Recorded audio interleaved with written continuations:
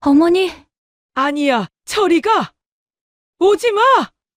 서울역 안 노숙자들이 모여있던 그 자리에서 한 여자는 자신의 눈을 믿을 수 없었습니다. 지금 자신의 눈앞에 있는 노숙자는 한때 자신의 시어머니였고 집안에서는 호랑이처럼 군림하던 사람이었습니다. 그런데 왜 지금 이 차디찬 바닥에 종이박스를 덮은 채 앉아 있는 걸까요? 당차고 단단하던 그 모습은 어디로 사라졌을까요? 왜 이곳에서 두려움에 떨고 있는 걸까요? 사연 시작 전 구독과 좋아요를 눌러주시고 어디서 듣고 계신지 댓글 남겨주시면 그곳으로 건강과 행운을 기원드릴게요. 늦가을 서울역은 언제나처럼 사람들로 붐볐습니다. 퇴근길 직장인들과 여행 가방을 끄는 사람들 사이로 국선 변호사 한지영은 천천히 걸음을 옮기고 있었어요. 오늘은 지영에게 특별한 날이었습니다. 한 달에 2번 서울역 지하도 무료 급식소에서 법률 상담 봉사를 하는 날이었거든요. 가방 속에는 법률 서적과 상담 신청서가 가득 들어 있었습니다. 지영은 잠시 걸음을 멈추고 핸드폰을 꺼냈어요. 5살 난 딸 서윤이가 다니는 어린이집에 전화를 걸었습니다. 안녕하세요. 한지영 엄마예요. 오늘 좀 늦을 것 같은데 연장 보육 부탁드려도 될까요? 네, 괜찮아요. 서윤이 엄마.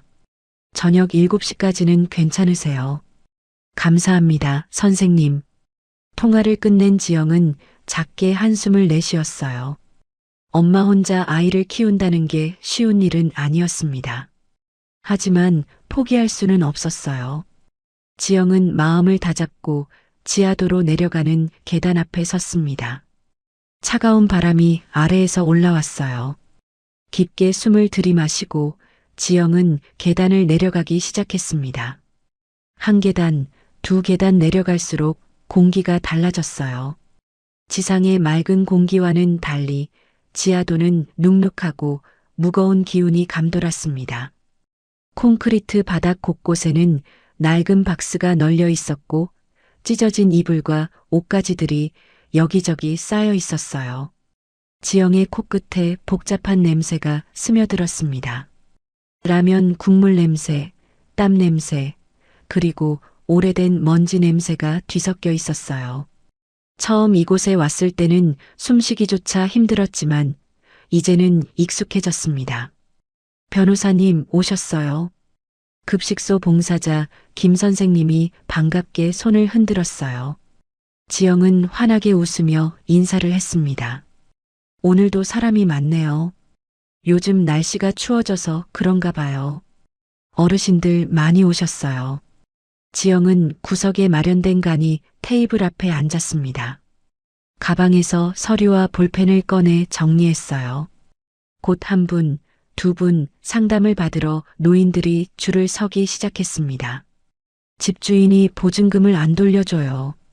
아들이 제 통장을 멋대로 쓰는데 어떻게 해야 하나요? 하나하나 사연을 듣고 지영은 정성껏 상담을 해드렸어요. 2시간이 훌쩍 지났습니다. 마지막 상담을 마치고 지영은 허리를 펴며 일어서려고 했어요. 그때였습니다. 누군가 지영의 구두 끝을 붙잡았어요. 깜짝 놀라 고개를 숙이니 바닥에 웅크리고 앉은 노숙자가 보였습니다. 머리카락은 헝클어져 얼굴을 다 가렸고 온몸은 때로 시커멓게 더러워져 있었어요. 어르신, 도와드릴까요? 지영이 부드럽게 물었습니다. 하지만 그 노인은 대답 대신 고개를 더 푹 숙인 채 지영의 발을 꽉 잡았어요. 떨리는 손이었습니다. 바로 그 순간이었어요. 지영의 눈이 노인의 손가락에 꽂혀 있는 무언가를 발견했습니다. 순간 지영의 심장이 멎는 것 같았어요. 숨이 목구멍에서 막혔습니다. 옥반지였어요. 그것도 아무 옥반지가 아니었습니다. 투명한 비취색옥에 정교하게 새겨진 항문양. 지영은 그 반지를 알고 있었어요. 아니, 잊을 수가 없었습니다. 결혼식 날 시어머니가 직접 지영의 손가락에 끼워주셨던 바로 그 반지였어요. 며느리에게만 물려주는 보물이라고 하셨죠. 손이 떨렸어요. 지영은 떨리는 손으로 노인의 헝클어진 머리카락을 조심스럽게 걷어 올렸습니다. 그 순간 지영은 비명을 삼켜야 했어요. 그곳에는 한때 대한민국 유통업계를 호령하던 박명숙 회장의 얼굴이 있었습니다. 시어머니의 얼굴이었어요. 하지만 지영이 기억하는 그 당당하고 우아한 모습은 어디에도 없었습니다. 뼈만 앙상하게 남은 얼굴, 주름진 피부, 핏기 없는 입술. 한때 진주 목걸이를 하고 명품 한복을 입으셨던 그분이 지금은 찢어진 옷을 걸치고 바닥에 웅크리고 계셨어요. 어머님? 지영의 입에서 작은 소리가 새어나왔습니다. 그 순간 시어머니의 눈이 커졌어요. 지영을 알아본 거였습니다. 하지만 그 눈빛은 반가움이 아니었어요. 공포였습니다. 아니야, 나 아니야. 시어머니가 비명을 질렀습니다. 그리고는 뒷걸음질을 쳤어요. 오지 마. 제발 오지 마. 나 좀 살려줘. 미친 사람처럼 소리를 지르며 시어머니는 일어나 도망치기 시작했습니다. 사람들이 놀라 쳐다봤어요. 어르신이 또 저러네. 저 사람 원래 정신이 없어.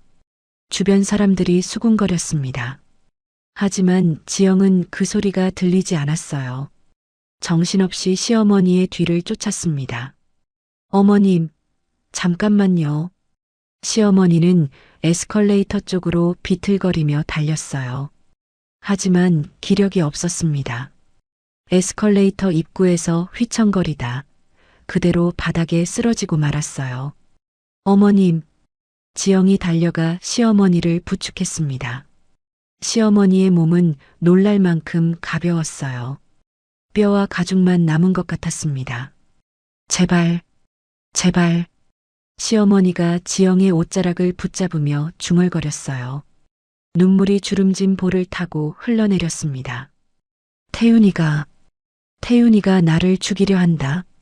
지영은 그 말을 듣는 순간 온몸에 소름이 돋았어요. 태윤이, 지영의 전 남편이자 시어머니의 아들이었습니다.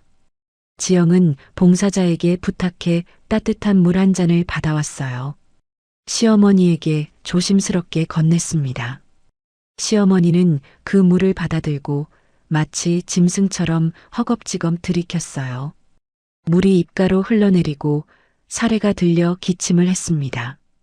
피를 토하듯 심하게 기침을 하셨어요. 지영은 그 모습을 보며 가슴이 무너지는 것 같았습니다. 5년 전 호랑이 갔던 그 위험은 어디로 갔을까요? 시어머니는 떨리는 손으로 옥반지를 빼기 시작했어요. 뼈만 남은 손가락에서 반지가 쉽게 빠져나왔습니다. 이거 줄게. 시어머니가 반지를 지영에게 내밀었어요. 목소리가 떨렸습니다. 이거 줄 테니까 나 좀 숨겨다오. 제발. 지영은 반지를 내미는 그 손을 꼭 잡았어요. 손 안에서 차갑게 느껴지는 옥의 감촉. 지영은 반지를 꽉 쥐었어요. 5년 전 이 손이 지영의 가슴에서 변호사 배지를 뜯어냈습니다. 구두굽으로 짓밟았어요. 그런데 지금은 그 손이 지영에게 살려달라고 구걸하고 있었습니다. 지영은 시어머니를 똑바로 바라봤어요. 그리고 조용히 말했습니다. 일단 제 집으로 가시죠, 어머님. 지영은 시어머니를 부축하며 일어섰습니다. 뼈만 앙상하게 남은 그 몸이 손 안에서 너무나 가벼웠어요. 어쩌다 이렇게까지. 지영의 머릿속에 5년 전 그날이 떠올랐습니다. 바로 이 옥반지를 마지막으로 봤던 그날이요. 시어머니가 지영의 가슴에서 변호사 배지를 찢어내던 그날 말이에요. 5년 전 봄이었습니다. 그날 아침 지영은 평소처럼 출근 준비를 하고 있었어요. 거울 앞에서 정장을 매만지며 가슴에 단 변호사 배지를 쓰다듬었습니다. 지영의 자부심이었죠. 오늘 회의 끝나면 일찍 들어올게요. 남편 태윤에게 말했습니다. 하지만 태윤은 신문만 보고 있었어요. 대답이 없었습니다.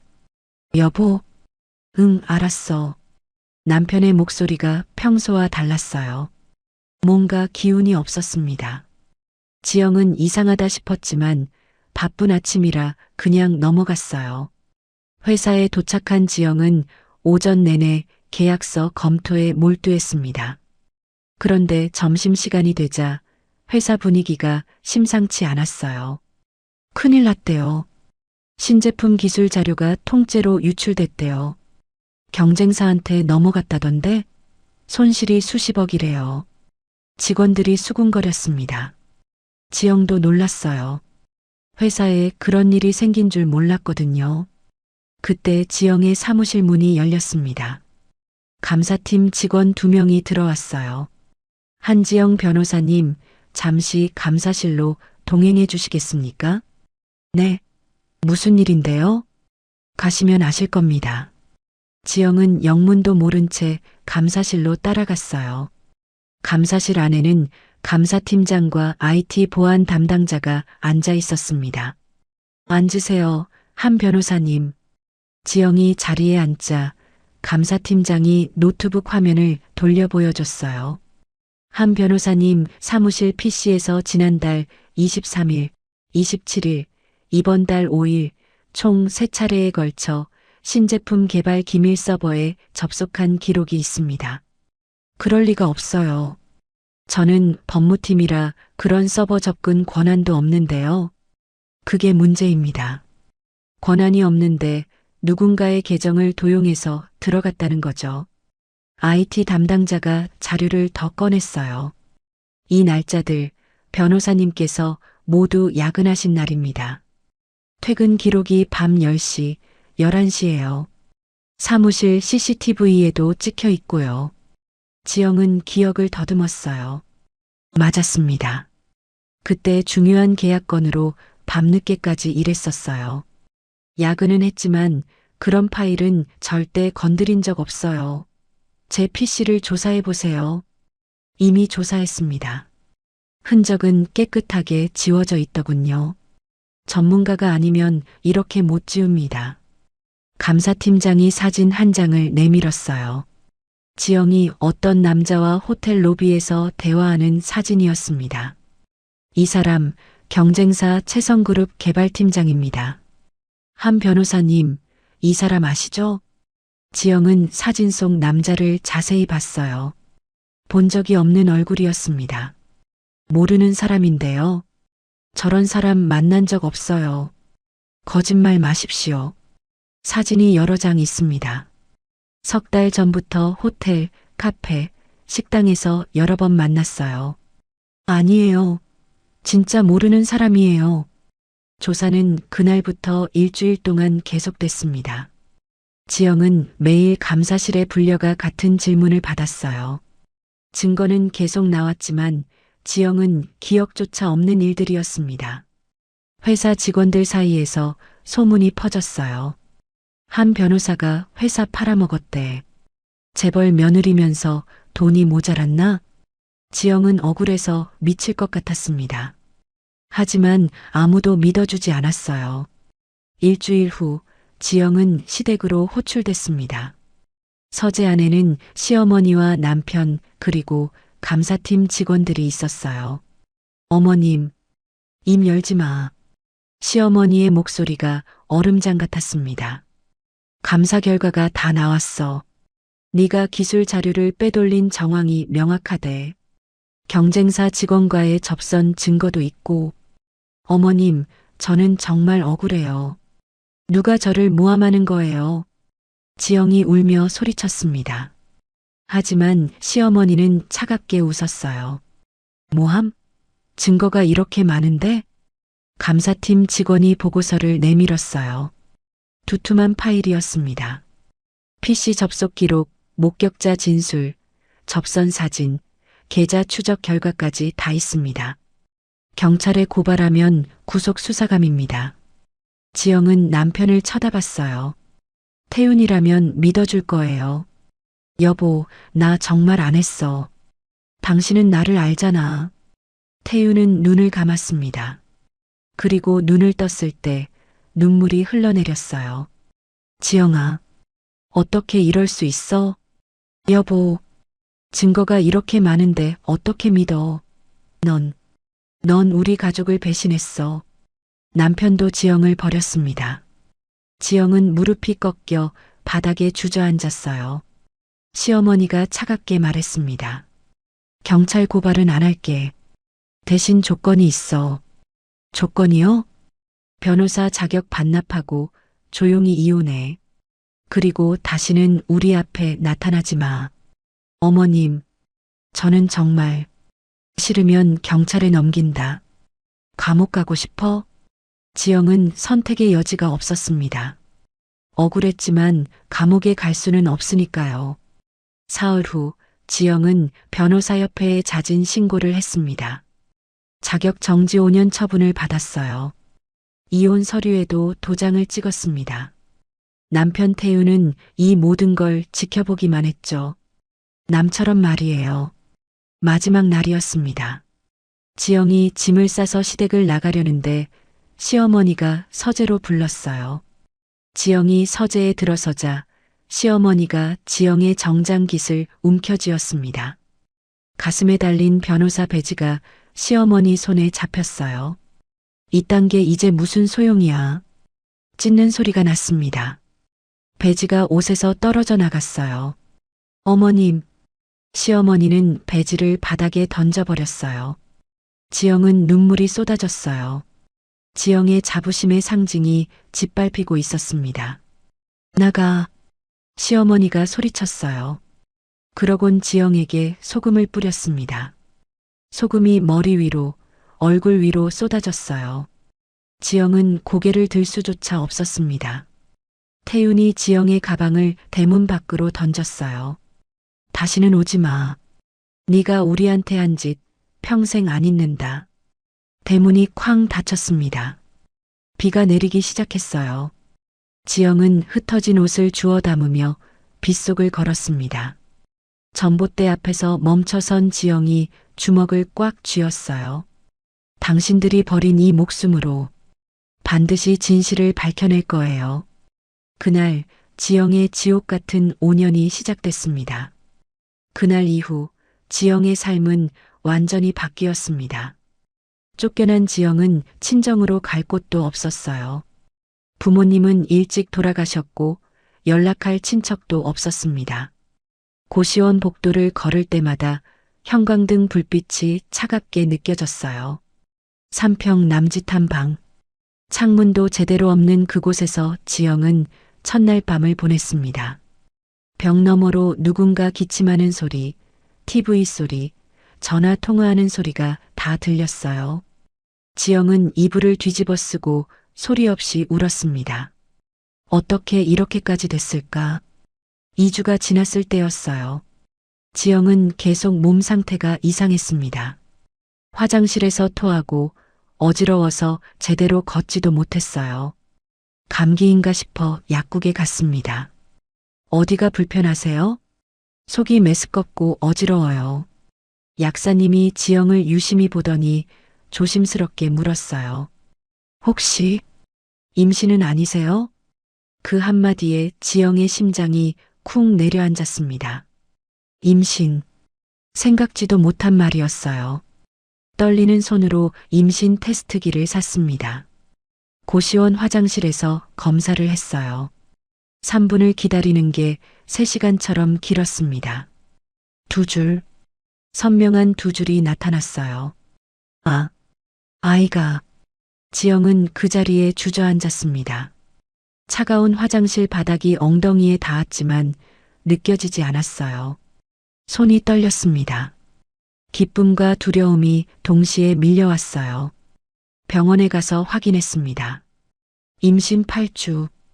쫓겨나기 전부터 뱃속에 있었던 아이였어요. 축하드립니다. 건강하게 잘 자라고 있어요.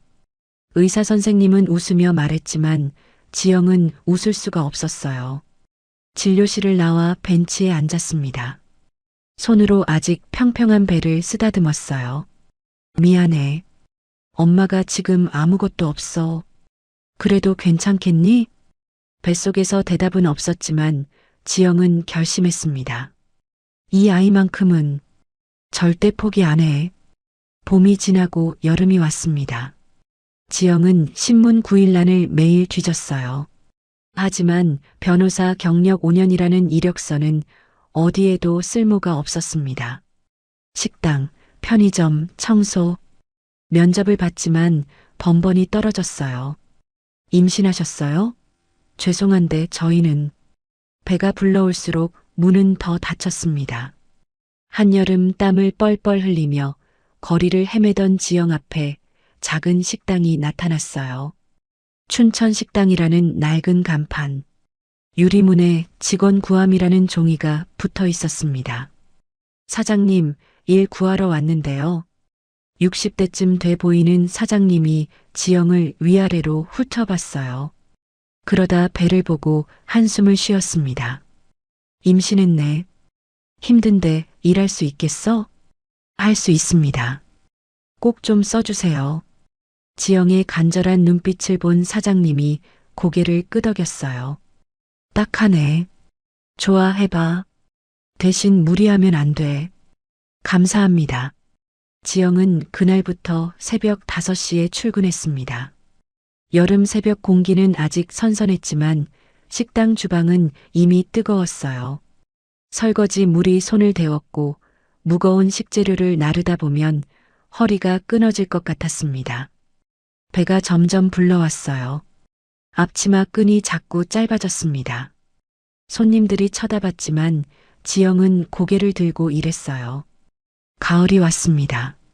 단풍잎이 떨어지는 어느 날 지영은 설거지를 하던 중 갑자기 어지러워 주저앉았어요. 아, 사장님이 달려왔습니다. 괜찮아? 네. 잠깐만 쉬면 돼요. 너 이러다 큰일 나겠다.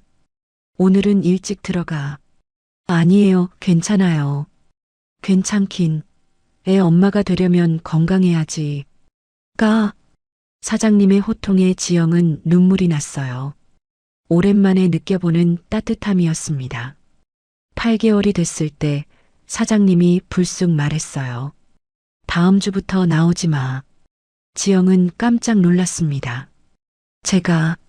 제가 뭘 잘못했나요?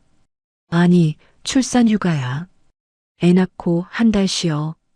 월급은 나갈 테니까 걱정 마. 사장님, 지영은 앞치마로 눈물을 닦았어요. 시댁에서는 한 번도 받아본 적 없는 마음이었습니다. 겨울이 왔습니다. 첫눈이 내리던 새벽, 지영은 진통을 느꼈어요. 혼자 택시를 잡아 타고 병원으로 갔습니다. 택시 창밖으로 하얀 눈이 내렸어요. 손님, 괜찮으세요? 얼굴이 안 좋은데. 네, 괜찮아요. 응급실에 도착했습니다. 간호사가 서류를 내밀었어요. 보호자분 어디 계세요? 저, 혼자예요. 간호사의 눈빛이 안타까워졌습니다. 보호자 서명란에 지영은 자기 이름을 썼어요. 나 혼자구나. 정말 혼자야. 진통이 시작됐어요. 진통실 창밖으로 눈이 점점 더 많이 내렸습니다. 아파서 소리를 질렀지만 손을 잡아줄 사람은 없었어요. 으악, 힘내세요. 조금만 더. 밤새 진통이 계속됐습니다. 지영은 이불을 움켜쥐고 버텼어요. 이 아이를 봐야 해. 꼭 봐야 해. 새벽 5시 세상에 작은 울음소리가 터져 나왔습니다. 의외행. 축하합니다. 건강한 여자아이예요. 간호사가 양수를 닦아낸 아기를 지영의 품에 안겨줬어요. 작았습니다. 정말 작고 따뜻한 생명이었어요. 아기의 작은 손이 지영의 손가락을 꽉 움켜쥐었습니다. 서윤아. 지영의 눈에서 눈물이 뚝뚝 떨어졌어요. 우리 서윤아. 엄마가 지킬게. 엄마가 꼭 지킬게. 창밖에는 여전히 눈이 내리고 있었습니다. 다시 봄이 왔습니다. 서윤이의 첫 돌이었어요. 지영은 고시원 방 한쪽에 작은 상을 차렸습니다. 떡 한 접시, 사과 2개, 미역국 한 그릇. 그게 전부였어요. 서윤아, 생일 축하해. 촛불을 켜고 서윤이를 안았습니다. 서윤이는 방긋 웃으며 촛불을 쳐다봤어요. 갑자기 눈물이 쏟아졌습니다. 미안해, 서윤아. 엄마가 이것밖에 못해줘서. 서윤이는 아무것도 모르고 지영의 눈물을 손으로 만졌어요. 그 작은 손길에 지영은 더 울었습니다. 일어서야 해. 이 아이를 위해서라도. 지영은 다시 식당으로 돌아갔어요. 서윤이를 어린이집에 맡기고 하루 14시간씩 일했습니다. 어느 날 저녁이었어요. 사장님이 지영을 불렀습니다. 지영 씨, 나 좀 도와줄 수 있어? 무슨 일이세요? 식당에서 일하던 직원이 다쳤는데 회사에서 산재 인정을 안 해준대. 네가 법 공부했다며? 좀 봐줄 수 있어? 지영의 눈빛이 달라졌어요. 오랜만에 변호사였던 자신을 기억했습니다. 제가 봐드릴게요. 그날 밤부터 지영은 서윤이를 재우고 책상 앞에 앉았어요. 노동법 책을 펼치고 산재 관련 판례를 찾았습니다. 손가락 끝이 책장을 넘기는 감촉이 낯설면서도 익숙했어요. 한 달 후 사장님은 제대로 된 보상을 받았습니다. 지영 씨, 정말 고마워. 네가 없었으면 포기할 뻔했어. 천만에요. 지영은 그날 밤 거울을 봤어요.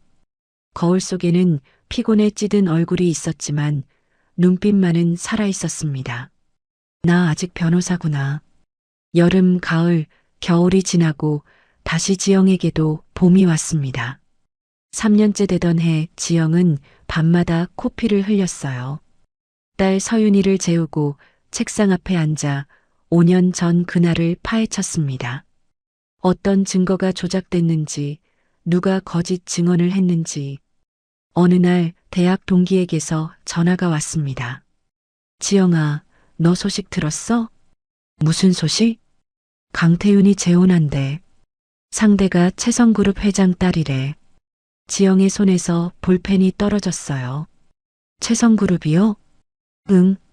채유라라는 사람인데 곧 결혼식 올린다던데. 전화를 끊은 지영은 이를 악물었습니다. 채성그룹. 5년 전 기술을 훔쳐갔다는 바로 그 회사. 그렇구나. 처음부터 다 계획이었던 거야. 지영은 노트에 이름을 적었어요. 강태윤, 채유라. 복수의 칼날이 더욱 날카로워졌습니다. 벚꽃이 피던 날 지영은 변호사협회에 자격회복 신청을 했어요. 심사를 거쳐 자격이 돌아왔습니다. 대형 로펌에서 스카우트 제의가 왔지만 지영은 고개를 저었어요. 저는 국선 변호사로 일할 겁니다. 돈도 안 되는데 왜요? 사람을 돕는 게 제 길이거든요. 그리고 지영은 서울역 무료 급식소 봉사를 시작했습니다. 바로 오늘 그곳에서 옥반지를 낀 노숙자를 만났어요. 시어머니를 부축하며 지영은 생각했습니다. 이제 시작이에요. 드디어 시작할 수 있어요. 일단 제 집으로 가시죠, 어머님. 지영의 말에 시어머니는 고개를 들었어요. 눈물로 범벅이 된 얼굴에 두려움과 안도가 뒤섞여 있었습니다. 지영아, 정말 괜찮겠니? 서 계실 수 있겠어요? 지영이 시어머니를 일으켜 세웠습니다. 뼈만 앙상하게 남은 몸이 바람에 날아갈 것 같았어요. 밖으로 나와 택시를 잡았습니다. 택시가 멈춰서고 기사님이 뒤를 돌아봤어요. 그러다 시어머니를 보더니 인상을 찌푸렸습니다.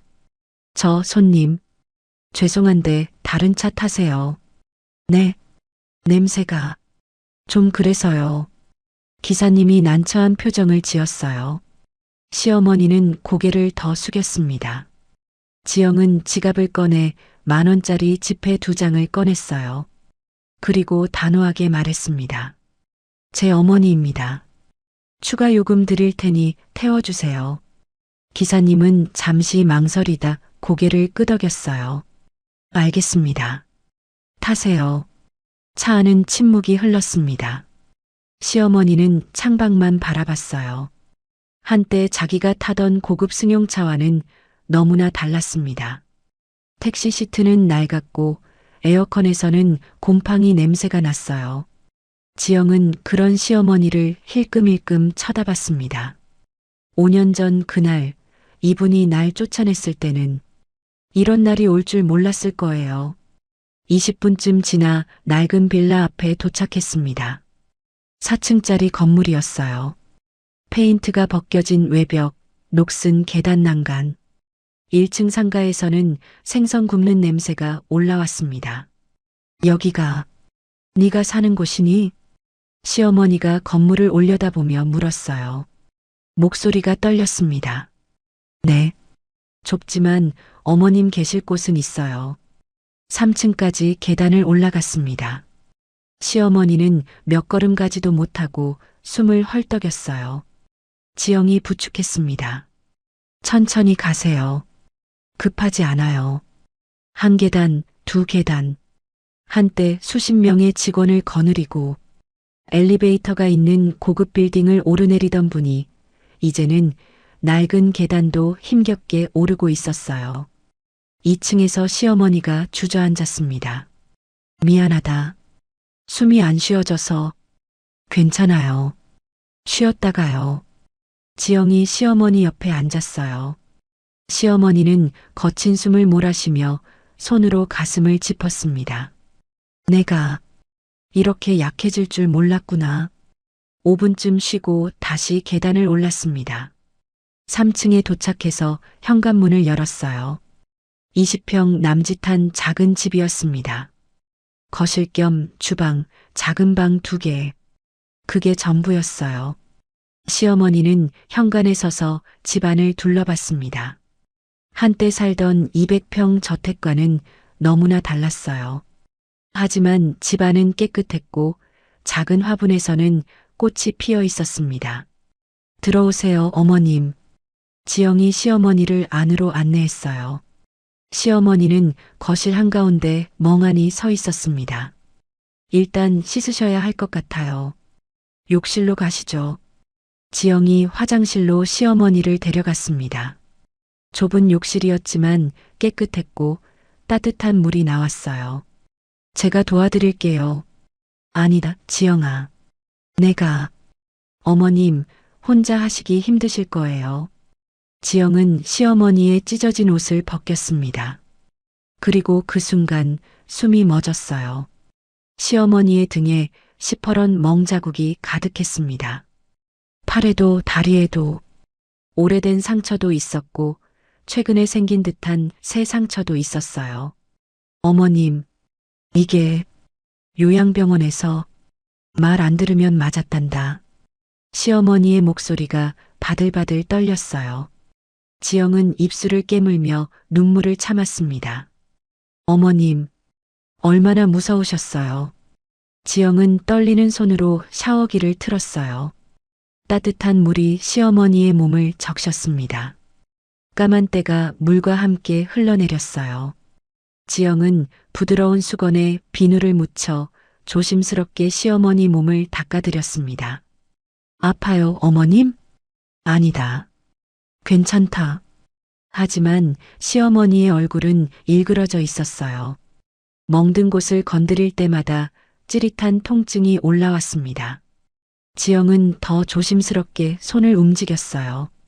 시어머니의 머리카락도 감겨드렸습니다. 얽히고 엉킨 머리카락을 풀어내는 데만 10분이 걸렸어요. 30분쯤 지나 샤워가 끝났습니다. 지영은 자기 옷장에서 새 트레이닝복을 꺼냈어요. 헐렁했지만 깨끗하고 따뜻한 옷이었습니다. 이거 입으세요. 시어머니에게 옷을 입혔어요. 거울 앞에 선 시어머니가 자기 얼굴을 봤습니다. 깨끗해진 얼굴.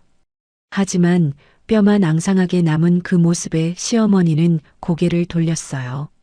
거울 보지 마세요. 다시 건강해지실 거예요. 지영이 시어머니를 거실로 안내했습니다. 작은 식탁에 앉혔어요. 잠깐만 기다리세요. 뭐 좀 해드릴게요. 지영은 부엌으로 가서 냉장고를 열었어요. 미역, 계란, 밥. 간단한 재료들이 있었습니다. 뚝딱뚝딱 소리가 났어요. 미역국 끓는 냄새가 작은 집안에 퍼졌습니다. 시어머니는 그 냄새를 맡으며 눈을 감았어요. 언제 마지막으로 이런 집밥 냄새를 맡았는지 기억도 나지 않았습니다. 15분 후 지영이 식탁에 밥상을 차렸어요. 미역국 한 그릇, 따뜻한 밥 한 공기, 계란말이 몇 조각. 소박한 상이었습니다. 드세요, 어머님. 시어머니는 수저를 들었어요. 그런데 손이 떨려 제대로 잡지를 못했습니다. 수저가 딸그랑 바닥에 떨어졌어요. 아, 시어머니가 당황해서 수저를 주우려 했습니다. 지영이 먼저 주워 물로 씻어냈어요. 그리고 시어머니의 손을 잡았습니다. 제가 도와드릴게요. 지영은 시어머니 손에 수저를 쥐어주고 그 위에 자기 손을 포겠어요. 그리고 함께 국을 떠서 입으로 가져갔습니다. 한 숟가락이 입에 들어갔어요. 그 순간이었습니다. 시어머니의 눈에서 눈물이 주르륵 흘러내렸어요. 소리 없이, 하지만 멈출 수 없이. 어머님, 미안하다. 지영아, 정말 미안하다. 시어머니가 떨리는 목소리로 말했어요. 눈물이 밥공기에 똑똑 떨어졌습니다. 내가 너한테 얼마나 못됐는지 이제야 알겠구나. 지영도 눈시울이 뜨거워졌어요. 하지만 눈물을 참고 다시 국을 떠서 시어머니 입에 넣어드렸습니다. 일단 드세요. 기운 차리셔야죠. 한 숟가락, 두 숟가락. 시어머니는 눈물을 흘리며 밥을 먹었어요. 5개월 만에 제대로 먹는 따뜻한 밥이었습니다. 밥을 다 먹고 나서 지영은 따뜻한 차를 끓여왔어요. 꿀을 넣은 유자차였습니다. 천천히 드세요. 시어머니는 차를 한 모금 마셨어요. 따뜻함이 목을 타고 가슴까지 내려갔습니다. 지영아, 네 어머님, 고맙다. 정말.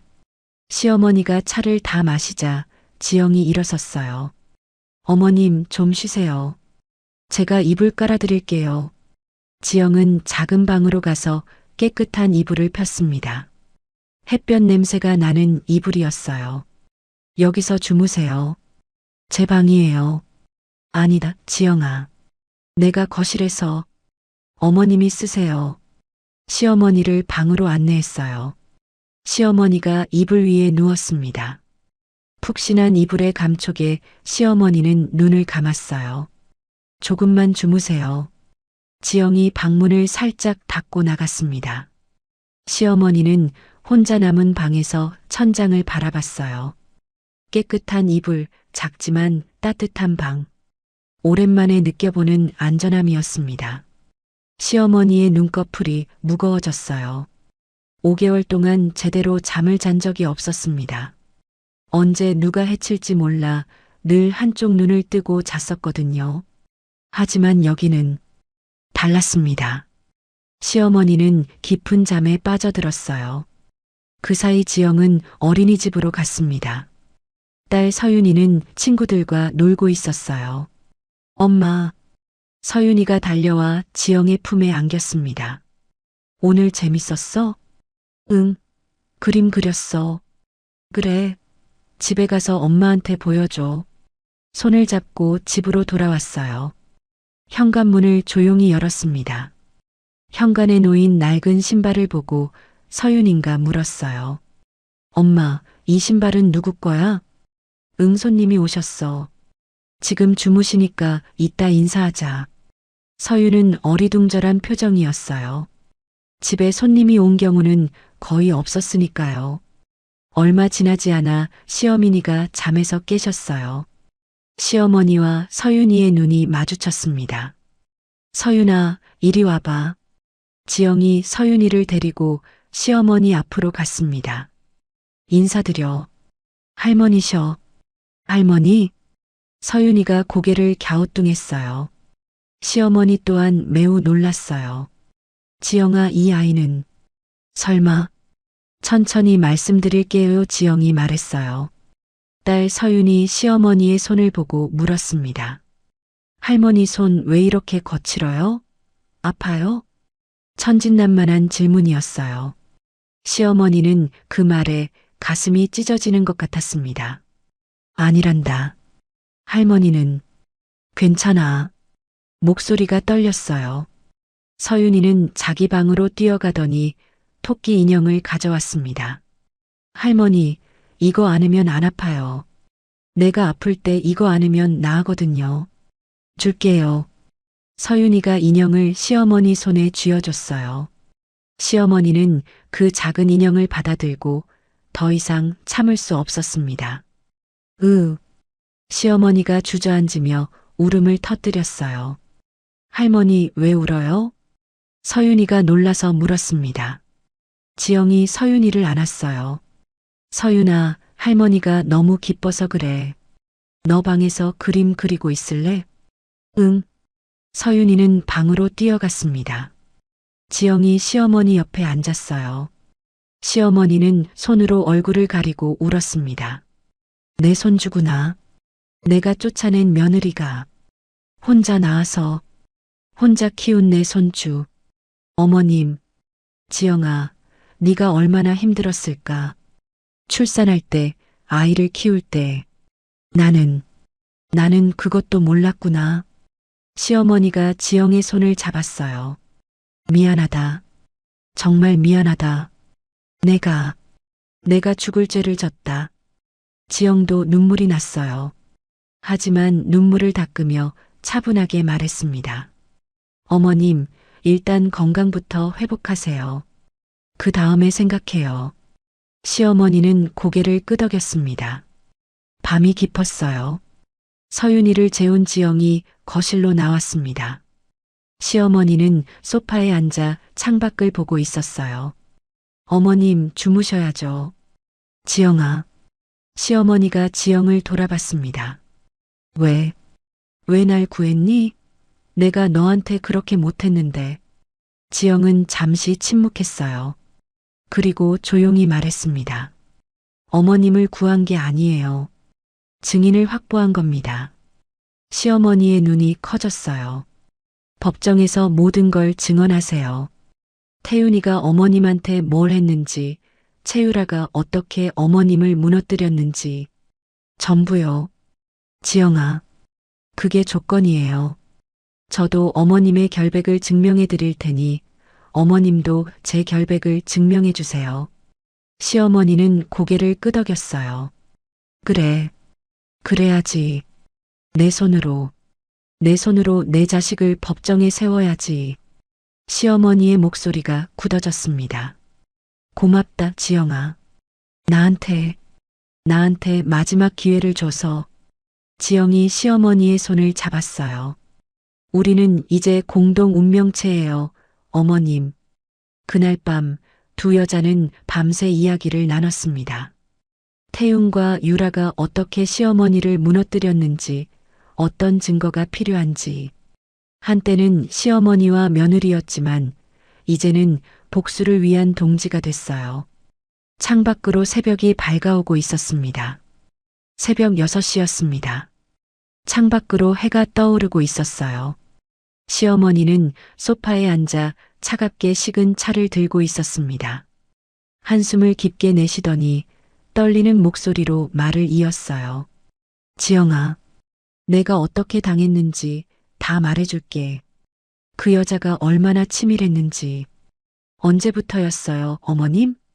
6개월 전부터였어. 아니, 사실은 5년 전부터 계획이었겠지. 시어머니의 눈빛이 흔들렸습니다. 그리고 과거로 돌아가기 시작했어요. 6개월 전 가을이었습니다. 태윤과 채유라는 조용한 레스토랑 개인실에 앉아 있었어요. 둘은 오래된 연인처럼 자연스럽게 손을 맞잡고 있었습니다. 오빠, 5년 동안 기다렸어. 이제 시작할 때 됐어. 유라가 와인을 한 모금 마시며 말했어요. 어머니를? 응. 그 여자 쫓아낼 때처럼 완벽하게 짜야 해. 한 번에 끝내는 거야. 태윤은 창밖을 보며 침묵했습니다. 유라가 태윤의 턱을 돌려 자기 쪽으로 향하게 했어요. 왜? 또 망설여? 5년 전에도 그랬잖아. 결국 했잖아. 그리고 우리 이겼어. 어머니는 좀 다르잖아. 뭐가 달라?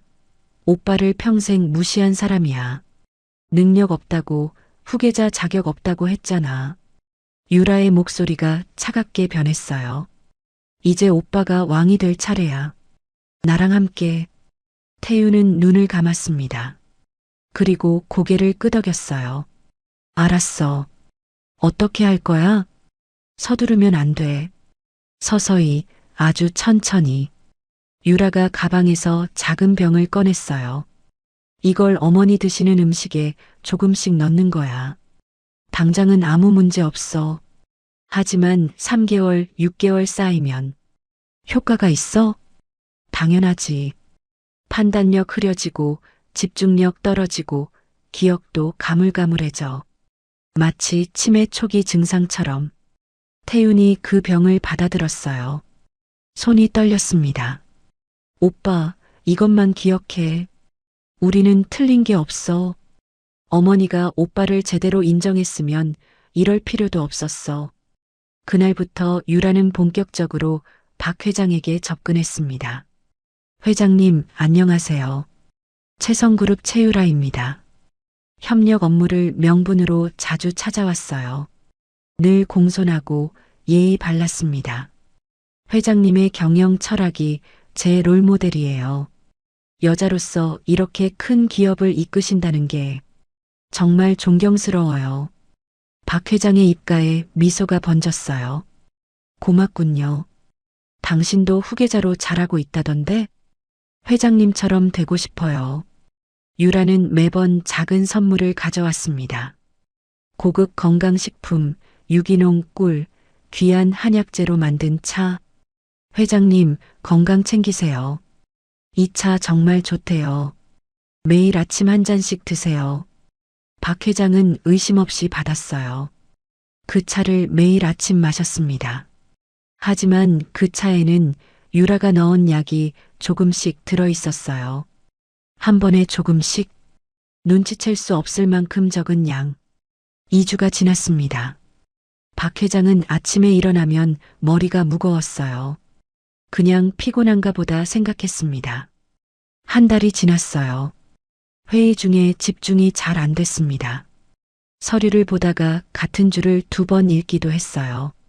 이상하네. 내가 왜 이러지?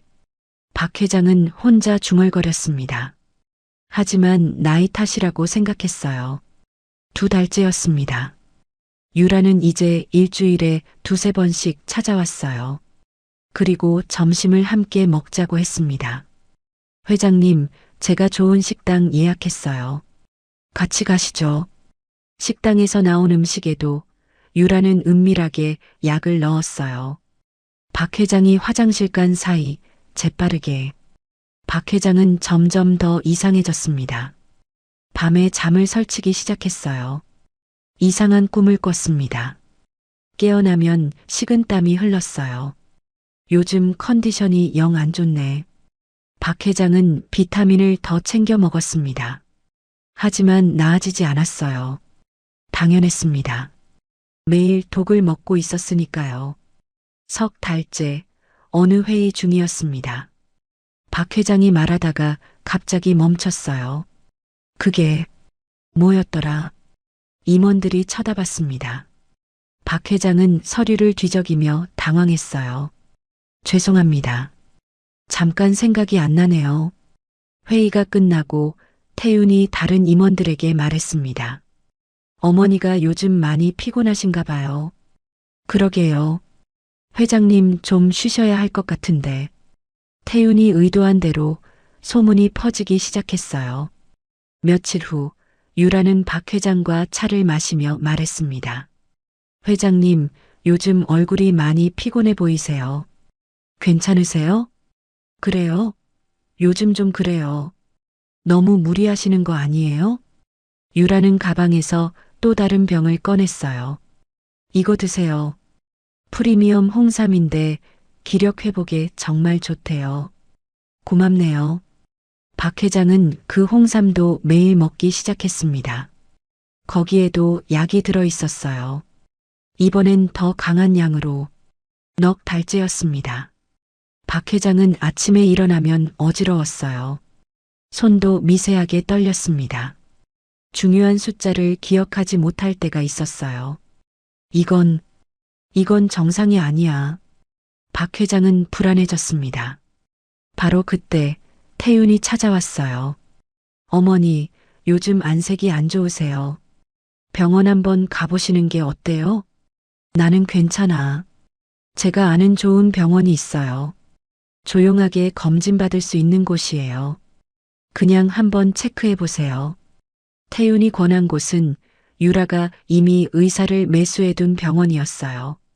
며칠 후 박 회장은 그 병원에 갔습니다. 50대 남자 의사가 친절하게 맞았어요. 회장님, 어디가 불편하세요? 요즘 집중이 안 되고 기억력도 떨어지는 것 같아요. 머리도 자주 아프고. 의사는 고개를 끄덕이며 차트에 뭔가를 적었습니다. 이미 유라에게서 지시받은 대로였어요. 검사를 좀 해보죠. 혈액 검사, MRI, 인지기능 검사. 일주일 후 결과가 나왔습니다. 의사가 심각한 표정으로 박 회장과 태윤을 불렀어요. 경도인지장애 소견이 보입니다. 그게 뭡니까? 쉽게 말하면 치매 초기 단계입니다. 박 회장의 얼굴이 하얗게 질렸어요. 치매라고요? 그럴 리가. 아직 초기라 치료하면 진행을 늦출 수 있습니다. 약을 처방해 드릴게요. 의사는 처방전을 썼어요. 하지만 그 약은 치매약이 아니었습니다. 더 강한 약이었어요. 먹을수록 증상이 악화되는. 박 회장은 충격을 받았습니다. 그날부터 매일 그 약을 먹었어요. 5개월째 상태는 급격히 나빠졌습니다. 회의 중에 갑자기 말을 멈추기도 했어요. 임원 이름을 헷갈리기도 했습니다. 어느 날 회의 중이었어요. 박 회장이 갑자기 일어서며 소리쳤습니다. 여기가 어디죠?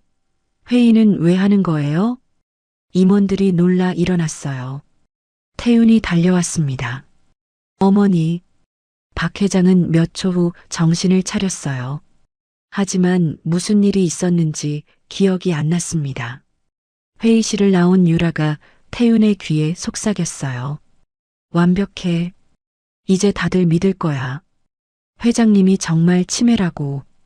그날부터 회사 전체에 소문이 퍼졌습니다. 회장님 치매 걸리셨대. 회사 경영 못 하시겠대. 유라와 태윤은 다음 단계로 넘어갔어요. 30년을 함께한 김비서를 가장 먼저 잘랐습니다.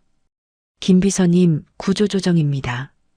상무님, 이건 어머니 상태가 안 좋으셔서 새로운 분들로 모시려고 합니다. 김비서가 박 회장을 찾아갔을 때 박 회장은 약에 취해 멍한 표정으로 앉아 있었어요. 회장님, 저 김비서입니다. 김비서?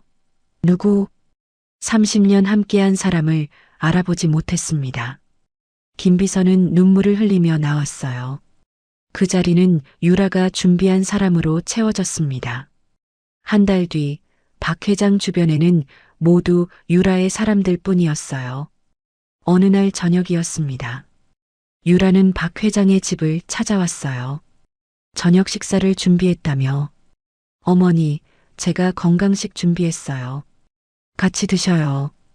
음식에는 강한 수면제가 들어 있었습니다.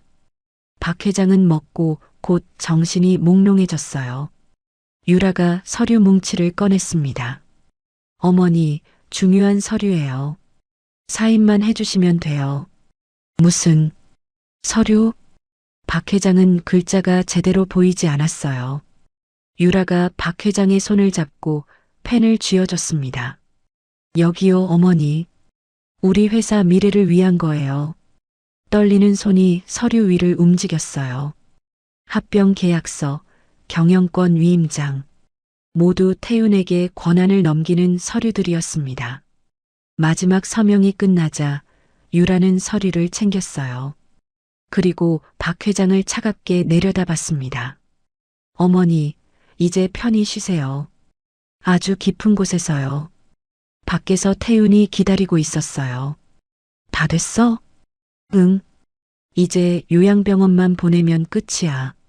태윤은 서류를 받아들고 잠시 망설였습니다. 유라가 그의 뺨에 입을 맞추며 속삭였어요. 5년 전 그 여자 쫓아낼 때도 이랬잖아. 우리 완벽하게 이겼어. 이번에도 이길 거야. 태윤의 눈빛이 차가워졌습니다. 그래. 이제 내가 회장이야. 시어머니가 이야기를 마쳤습니다. 목소리가 떨렸어요. 그 여자가 6개월 동안 나한테 먹인 게 다 독이었어. 차에, 음식에, 건강식품에. 매일매일 조금씩. 지영은 주먹을 꽉 쥐었습니다. 손톱이 손바닥에 박혔어요. 6개월 동안. 계획적으로. 그래. 그리고 태윤이는 다 알고 있었어. 처음부터 공범이었어. 너를 쫓아낼 때부터 그 여자랑 손잡고 있었던 거야. 시어머니가 눈물을 흘렸습니다. 내 아들이. 지영의 눈에 분노가 타올랐어요. 이제 알았어요, 어머님. 우리가 뭘 해야 할지. 지영의 말에 시어머니는 고개를 끄덕였어요. 하지만 눈빛은 여전히 떨리고 있었습니다. 지영아, 그런데 그 다음이 더 끔찍했어. 다음이요? 요양병원. 그곳이 진짜 지옥이었단다. 시어머니는 떨리는 손으로 차를 한 모금 마셨어요. 그리고 다시 이야기를 시작했습니다. 서류에 서명한 그날 밤이었어요. 박 회장은 약 기운에 취해 침대에 누워 있었습니다. 시계는 새벽 2시를 가리키고 있었어요. 갑자기 방문이 벌컥 열렸습니다. 건장한 남자 3명이 들어왔어요. 흰색 가운을 입고 있었습니다. 누구세요? 박 회장이 일어나려 했지만 몸에 힘이 없었어요. 수면제 때문이었습니다. 회장님, 병원으로 가셔야 합니다. 무슨 소리? 나는 안 가. 박 회장이 소리쳤지만 남자들은 박 회장을 붙잡았어요. 침대 시트로 몸을 감싸고 들것에 실었습니다. 내가 누군지 알아? 치매 환자가 다 그래요. 가시죠. 박 회장은 필사적으로 저항했어요. 하지만 약에 취한 몸으로는 어쩔 수가 없었습니다. 건물 뒤편에 구급차가 대기하고 있었어요. 박 회장을 실었습니다. 문이 쾅 닫혔어요. 구급차 안은 어두웠습니다. 박 회장은 창밖을 봤어요. 서울 시내를 벗어나 점점 외곽으로 향하고 있었습니다. 2시간쯤 달렸을까요? 구급차가 멈춰 섰어요. 산속 깊은 곳이었습니다. 낡은 4층 건물이 보였어요. 평화요양병원이라는 간판이 달려 있었습니다. 건물로 들어가자 소독약 냄새가 코를 찔렀어요. 복도는 음침했고 곳곳에 CCTV가 달려 있었습니다. 4층 폐쇄 병동이었어요. 창문에는 쇠창살이 박혀 있었습니다. 복도 끝방으로 박 회장을 데려갔어요. 방문이 열렸습니다. 좁은 방이었어요. 침대 하나, 작은 책상 하나. 그게 전부였습니다. 여기서 편히 쉬세요. 간호사가 냉정하게 말하고 문을 잠갔어요. 찰칵. 자물쇠 소리가 무섭게 울렸습니다. 박 회장은 문을 두드렸어요. 여기 열어요. 나 좀 나가게 해줘요. 하지만 아무 대답이 없었습니다. 사흘이 지났어요. 매일 아침 간호사가 약을 가져왔습니다. 드세요. 이게 무슨 약이에요? 치매약이요. 안 드시면 억지로 먹일 거예요. 박 회장은 어쩔 수 없이 입에 넣었어요. 하지만 삼키지 않았습니다. 간호사가 나가자마자 뱉어냈어요.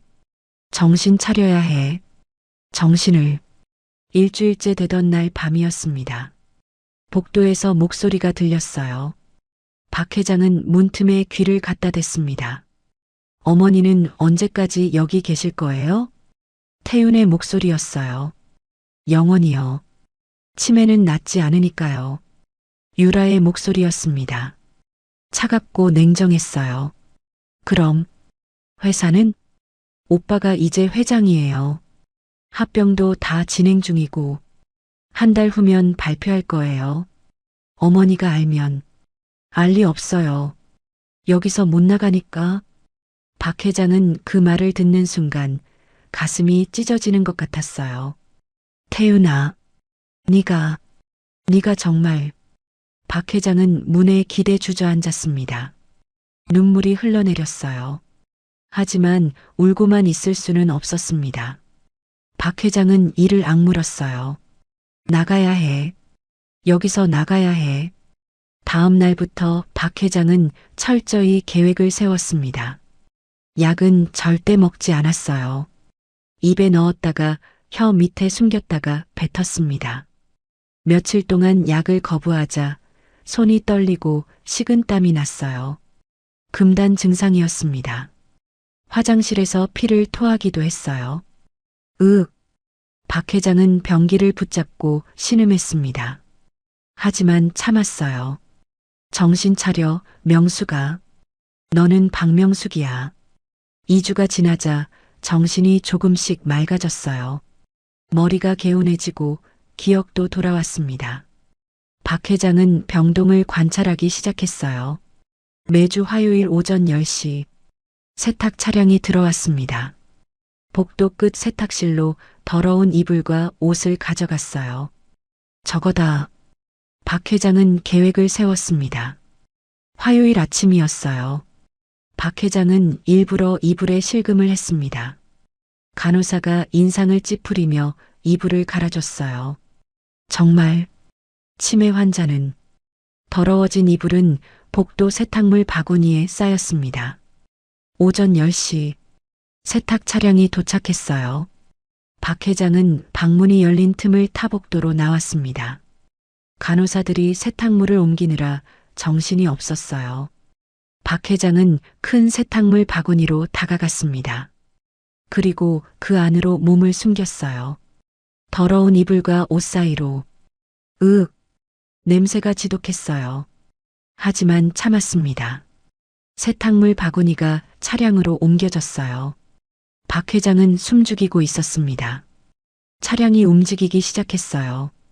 덜컹덜컹. 흔들렸지만 박 회장은 움직이지 않았습니다. 병원 정문을 지나 담장 밖으로 나왔어요.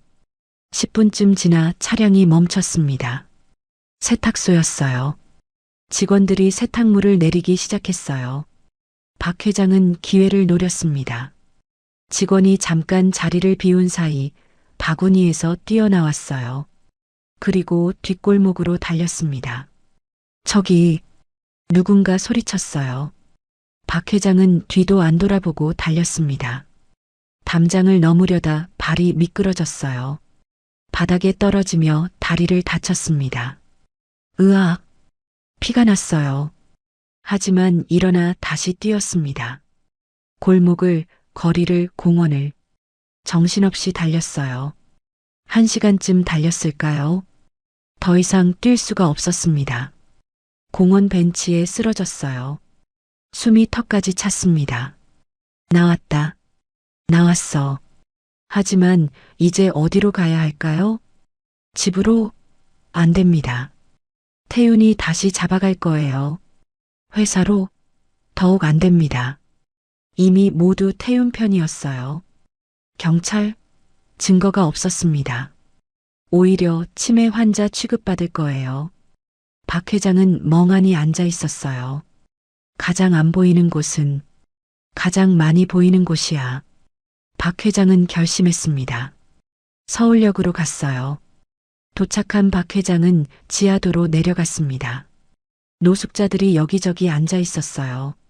박 회장은 그들 사이로 들어갔습니다. 얼굴에 검은 때를 묻혔어요. 머리를 헝클어뜨렸습니다. 누가 봐도 노숙자였어요. 새로 왔구먼. 옆 노숙자가 말을 걸었습니다. 박 회장은 입을 다물었어요. 말하면 들킬 수 있었습니다. 벙어리 행세를 하기로 했어요. 그렇게 5개월이 흘렀습니다. 겨울이 왔어요. 박 회장은 신문지로 몸을 감싸고 잠을 잤습니다. 추웠어요. 손발이 얼어붙었습니다. 남이 먹다 버린 컵라면 국물을 마셨어요. 쓰레기통을 뒤져 먹을 걸 찾았습니다. 태윤, 유라, 기다려라. 그 일념 하나로 버텼어요. 그러던 어느 날 서울역에서 지영을 본 거였어요. 하늘이 보낸 거구나. 시어머니가 이야기를 마쳤습니다. 그렇게 네가 날 찾아준 거야.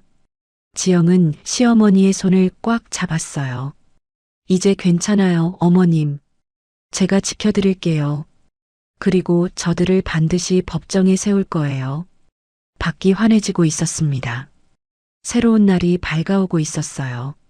지영은 시어머니를 방으로 모시고 나와 거실 책상 앞에 앉았습니다. 노트를 펼치고 펜을 들었어요. 증거, 철저한 증거가 필요해. 약물 투여, 거짓 진단, 경영권 강탈, 불법 감금. 하나하나가 범죄였지만 증거 없이는 아무것도 아니었습니다. 지영은 시어머니가 준 구겨진 약봉지를 책상 위에 올려놨어요. 작고 초라한 봉지. 하지만 이게 시작이었습니다. 아침 8시 서윤이가 일어났어요. 엄마. 그래, 우리 서윤이. 아침 먹자. 밥을 먹이고 어린이집 버스에 태워보냈습니다. 작은 손을 흔드는 서윤이를 보며 지영은 가슴이 먹먹했어요. 이 아이만큼은 절대 위험하게 하지 않을 거야. 서윤이를 보낸 후 지영은 곧바로 전화를 걸었습니다. 대학 때 친구 민수에게요. 국립과학수사연구원에서 일하는 친구였습니다. 민수야, 나 지영이야. 지영아, 오랜만이다. 무슨 일이야? 부탁이 하나 있어. 약물 성분 분석 좀 해줄 수 있어? 전화 너머로 잠시 침묵이 흘렀어요. 지영아, 이거 공식 의뢰야? 아니, 개인적인 건데. 정말 급해. 미안해, 지영아. 민수의 목소리가 난처했습니다. 요즘 윗선에서 개인 의뢰 철저히 단속하거든. 걸리면 나도 징계야. 이번에 동료 하나 잘렸어. 민수야, 제발. 이거 정말 중요한 사건이야. 사람 목숨이. 정말 미안해. 나도 돕고 싶은데 가족도 있고. 미안해.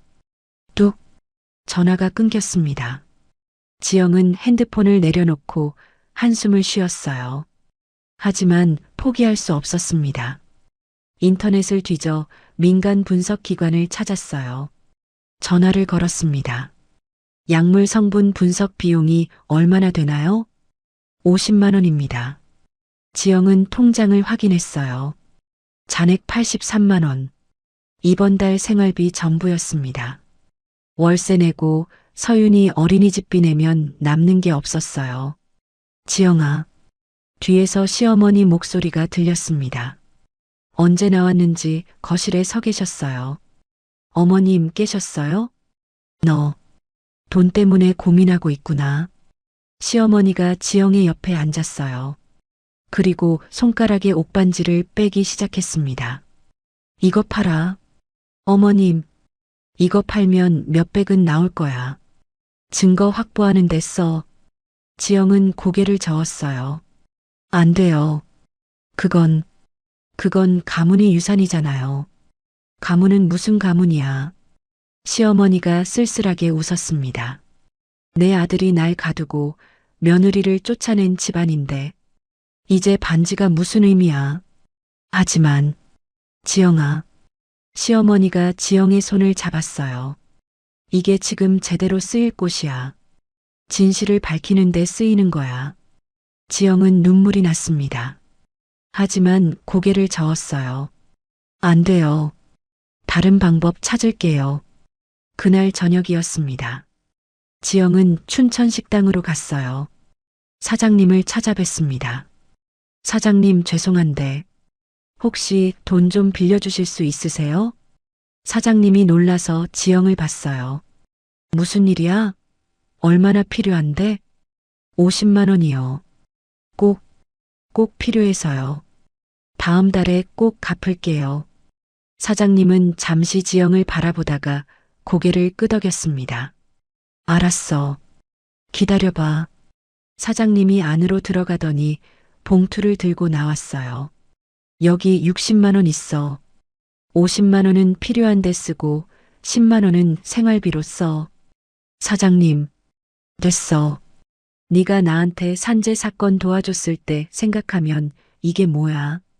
천천히 갚아. 지영은 눈물을 닦으며 고개를 숙였어요.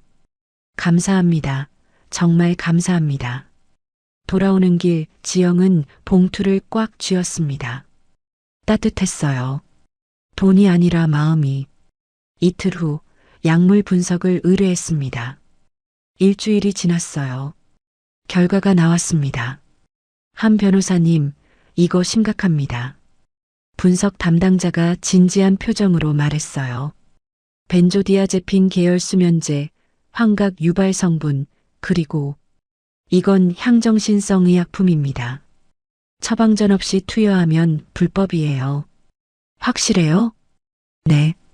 이 정도 농도면 장기 복용 시 치매 증상과 유사한 인지장애를 일으킵니다.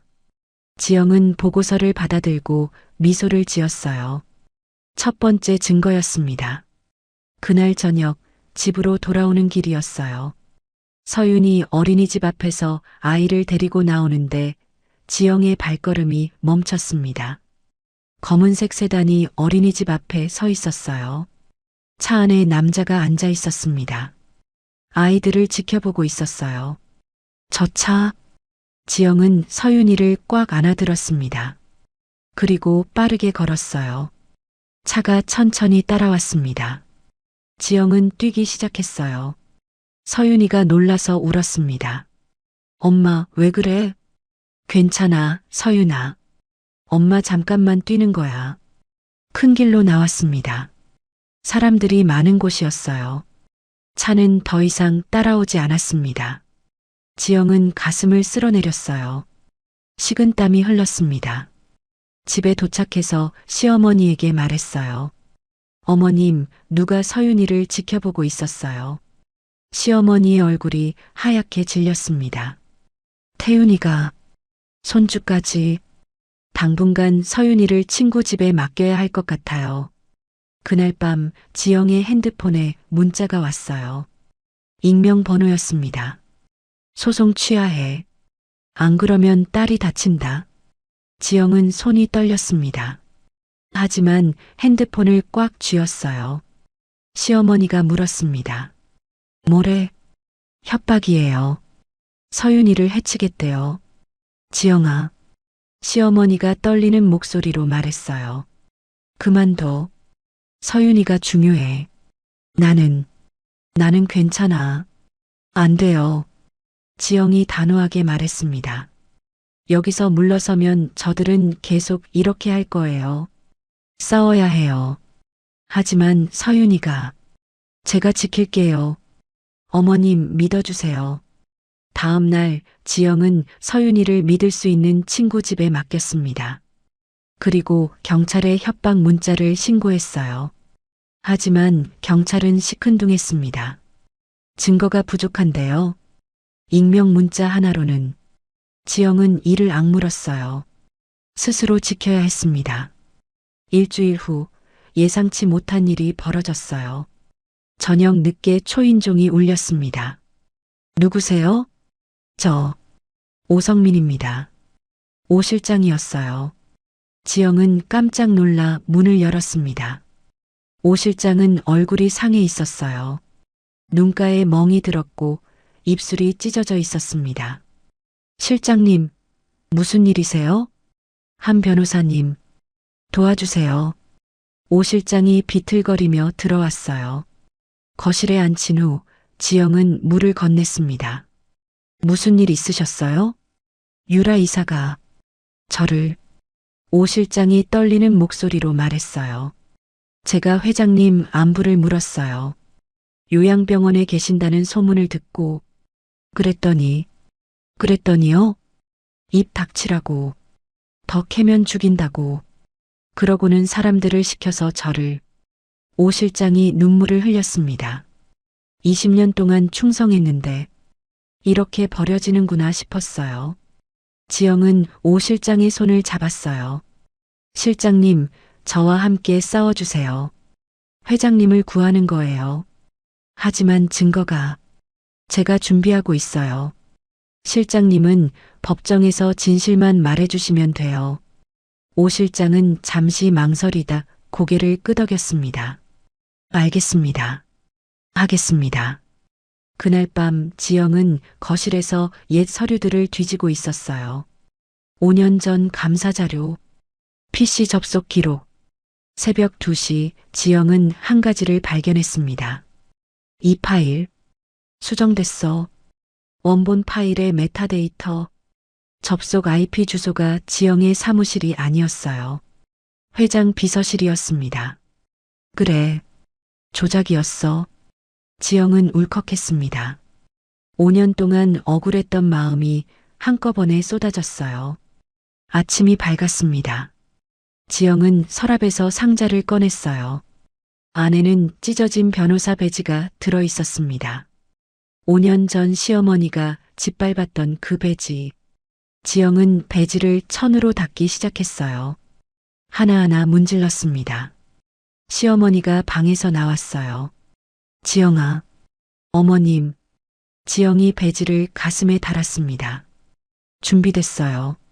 이제 법정에서 가장 잔인하게 변호해 드릴게요. 시어머니가 지영을 꽉 안았어요. 고맙다, 지영아. 정말 고맙다. 두 여자는 서로를 꽉 껴안고 울었습니다. 한때는 원수였지만 이제는 전우였어요. 창밖으로 해가 떠오르고 있었습니다. 결전의 날이 다가오고 있었어요. 하지만 그 전에 작은 기적 같은 시간들이 있었습니다. 며칠 후 저녁이었어요. 지영은 서윤이를 친구 집에서 데려왔습니다. 일주일 만이었어요. 엄마, 보고 싶었어. 서윤이가 지영의 품에 폭 안겼어요. 지영은 딸아이를 꽉 껴안았습니다. 엄마도 보고 싶었어. 우리 서윤이. 집에 도착했어요. 현관문을 열고 들어서는데 거실에서 시어머니가 TV를 보고 계셨습니다. 서윤이가 시어머니를 보고 환하게 웃었어요. 할머니. 달려가서 시어머니를 안았습니다. 시어머니는 깜짝 놀라 서윤이를 안았어요. 서윤아. 할머니 보고 싶었어요. 할머니 많이 좋아졌어요? 순수한 질문이었어요. 시어머니의 눈가가 뜨거워졌습니다. 그래. 할머니 많이 좋아졌단다. 저녁 식사 후였어요. 서윤이가 스케치북을 들고 시어머니 옆에 앉았습니다. 할머니, 나 글자 배웠어요. 할머니한테 가르쳐 줄게요. 그래. 서윤이는 스케치북에 정성껏 글자를 썼어요. 할머니 사랑해요. 삐뚤빼뚤한 글씨였지만 한 글자 한 글자 정성이 담겨 있었습니다. 할머니, 여기 봐요. 할머니, 이렇게 쓰는 거예요. 시어머니는 그 글씨를 보며 눈물을 참았어요. 작은 손으로 쓴 글씨. 할머니 사랑해요. 고맙구나, 서윤아. 정말 고맙구나. 시어머니가 서윤이를 안았습니다. 서윤이는 할머니 품에 폭 안기며 웃었어요. 할머니 따뜻해요. 그 모습을 보던 지영은 부엌으로 가서 눈물을 닦았습니다. 밤 11시였어요. 서윤이를 재우고 나온 지영은 거실 책상에 앉아 서류를 정리하고 있었습니다. 변론 준비였어요. 시어머니는 소파에 앉아 조용히 지영을 지켜봤어요. 지영의 옆 얼굴. 피곤에 지친 얼굴이었지만 눈빛만은 살아있었습니다. 펜을 쥔 손이 쉴 새 없이 움직였어요. 새벽 2시가 넘었습니다. 지영은 서류 위에 엎드려 잠들었어요. 시어머니가 조용히 일어나 지영에게 다가갔습니다. 거실 옷장에서 담요를 꺼내 지영의 어깨에 덮어줬어요. 그리고 책상 위에 서류들을 봤습니다. 빼곡하게 적힌 글씨들, 판례, 법조항, 증거 목록. 책상 한쪽에는 서윤이가 그린 그림이 붙어 있었어요. 엄마와 자기가 손잡고 웃고 있는 그림. 엄마 힘내세요. 라고 삐뚤빼뚤 써 있었습니다. 시어머니는 그 그림을 보며 가슴이 미어졌어요. 이 아이가 5년 동안 혼자서 이렇게. 시어머니는 의자에 앉아 잠든 지영의 얼굴을 봤습니다. 한때 자기가 쫓아낸 며느리, 소금을 뿌리며 쫓아냈던 그 여자.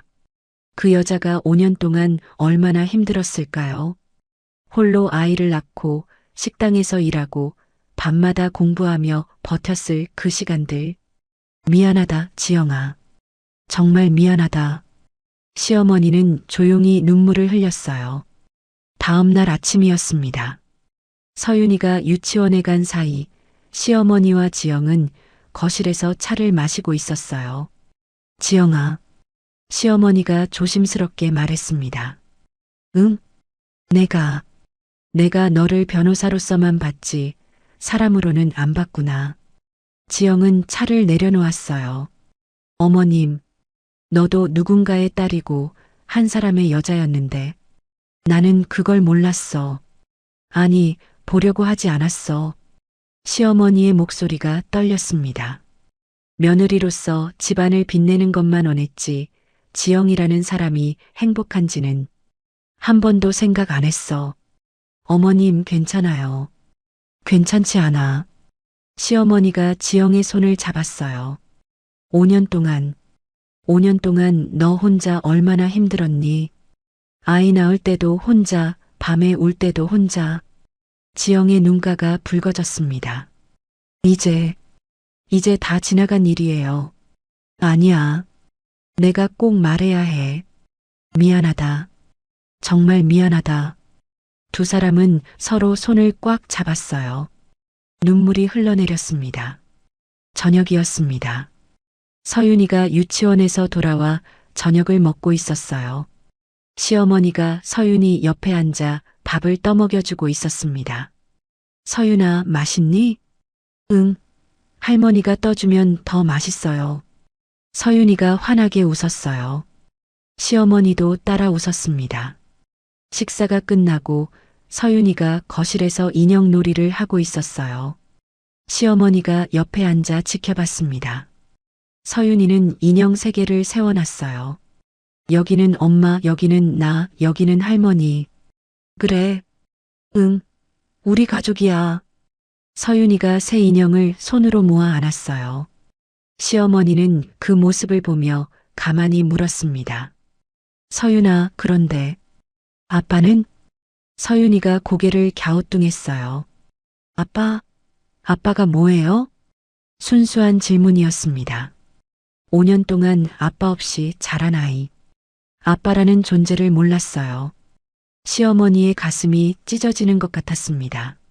내 손주가 아빠가 누군지도 모르고 자랐구나. 주방에서 설거지하던 지영이 서둘러 왔어요. 서윤아, 인형 정리하고 씻자. 응. 서윤이가 방으로 들어갔습니다. 거실에는 시어머니와 지영만 남았어요. 시어머니는 소파에 앉아 고개를 떨구었습니다. 지영아, 서윤이가 아빠를 몰라. 내 탓이야. 다 내 탓이야. 시어머니가 눈물을 흘렸어요. 태윤이를 변명할 생각 없어. 하지만 그 아이를 그렇게 키운 건 나야. 사람을 사람으로 안 보게 만든 건 어머님. 지영이 시어머니 옆에 앉았습니다. 이제 그만 자책하세요. 우리가 할 일은 미래를 바꾸는 거예요. 미래? 서윤이는 행복하게 자랄 거예요. 우리가 지켜줄 거니까요. 시어머니는 지영을 봤어요. 그리고 고개를 끄덕였습니다. 그래, 그래야지. 밤이 깊었습니다. 시어머니는 방에 누워 천장을 바라봤어요. 잠이 오지 않았습니다. 머릿속으로 6개월 전이 떠올랐어요. 태윤과 유라가 나눴던 대화들, 서류에 서명하던 순간들, 금고 비밀번호. 시어머니는 눈을 감았습니다. 기억을 더듬었어요.